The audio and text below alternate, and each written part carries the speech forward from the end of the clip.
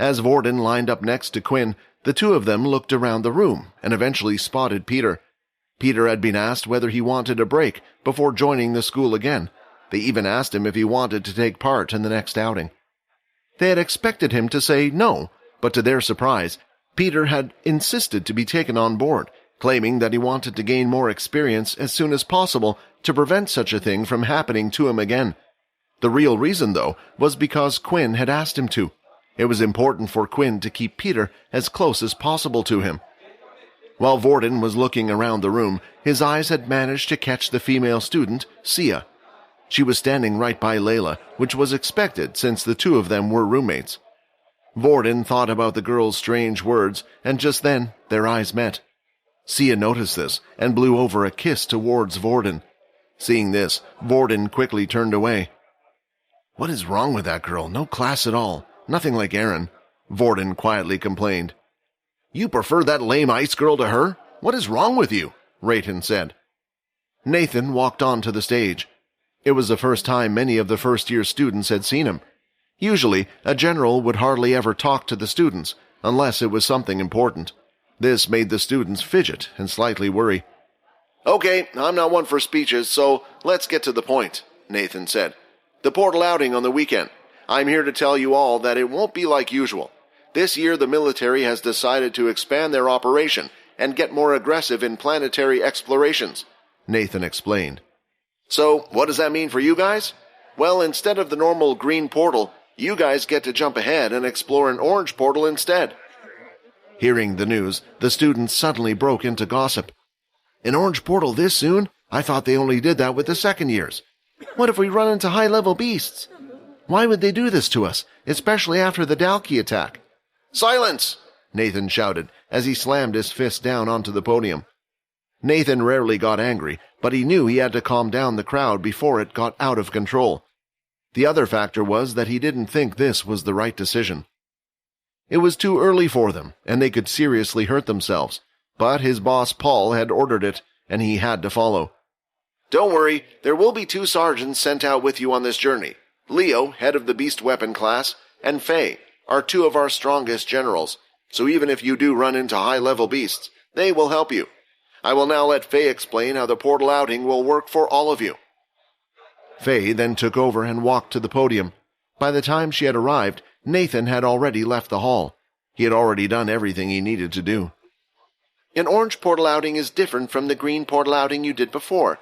The green outing is focused on competition between each group, but the orange outings focus on working together. Each class will travel together in groups of 50. The main goal is exploration. Portal planets have yet to be fully explored. Each class will head in a different direction, but we shall remain close to each other. You will remain in your teams of 5 while traveling in the larger group of 50. Each team will be given a certain device that would be used to survey the land and map out the terrain. The data recorded will be used to automatically create a world map and other maps for future use on the planet. More details will be explained once the devices have been given to you. It will also go into depth about how points will be distributed per team. For those of you who lost members on the last trip and a few new faces, please fill in those groups lacking members. If all teams are filled, please come to me. I will randomly assign you to a group. Please do this now," Faye commanded. The hall of students quickly shifted around, with everyone getting into the same groups they were in before. Quinn, Vorden, and Layla remained in one group. Technically, Peter and Aaron had left their group, so there were 2 spaces left vacant. Peter, now known as Pio, had decided to come over to join Quinn's group. This had been the plan all along. "So what do we do about the 5th person?" Vorden inquired. As Quinn looked around the room, he noticed once again that Fex was all on his own. During his time at school, he hadn't spent time with anyone else other than Quinn and the others, and due to the low level indicated on his watch, the other teams that were taking in people avoided eye contact with him. Seeing this, Quinn shouted, "Fex, come, join us over here." Others thought Quinn's move wasn't right this time. They were sure that Fex was hiding something, but at the same time they weren't surprised. Recently, Quinn and Fex had been hanging out with each other more often, so an occurrence as such was expected. "Perhaps this is an instance of keeping your friends close, but your enemies closer," Vorden said as quietly as possible. Right now, he was standing next to Layla. Thus, he had said those words loud enough just for her to hear, even slightly leaning his body towards her ear. As Layla looked up, she could see Vorden staring down at her. After meeting his gaze, she knew that the comment was being directed at her. There was the urge inside her to retaliate and say something back, but after their last conversation, she just felt defeated. All of a sudden, Fex came rushing over towards the others. The group didn't know what to say. They hadn't attempted to make a conversation with him because they were afraid they might say something that would give Quinn away. After all, they were aware of the awkward situation he was in, so they would just allow Quinn to deal with it. "I guess you guys realized how lame your group is," Fex said, his tone indicating that he was proud of himself. "So you immediately needed me to boost it up a level. Well, if you insist."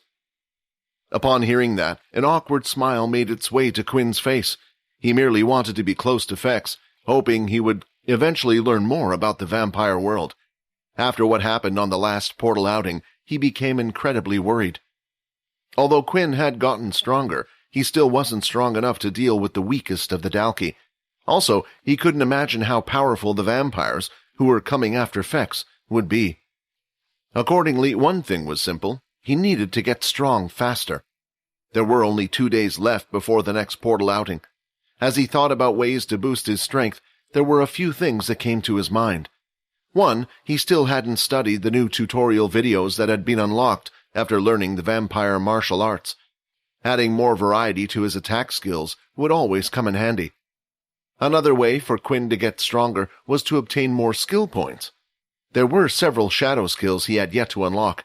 However, to get stat points, he needed to level up his current shadow abilities. And the final way to get stronger was to increase his stats.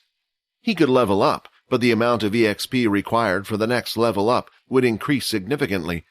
By just playing the game, he wouldn't be able to get a measly dent in it. He could go around challenging random people. Nevertheless, while the others thought he was a level 1 and with the school on alert, that wouldn't be on the list of his best ideas.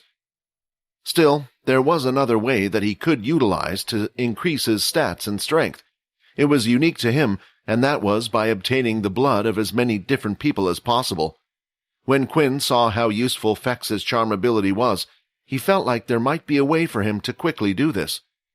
However, when he had tried this method on a few students as he passed the halls, it was unsuccessful for the most part. To the few that they were successful on, Quinn could only remove their memory, yet was unable to command them to move. Hi, Quinn here. Wondering what happens next? If you want to jump the queue and unleash all episodes, click on the link here and install the Pocket FM app.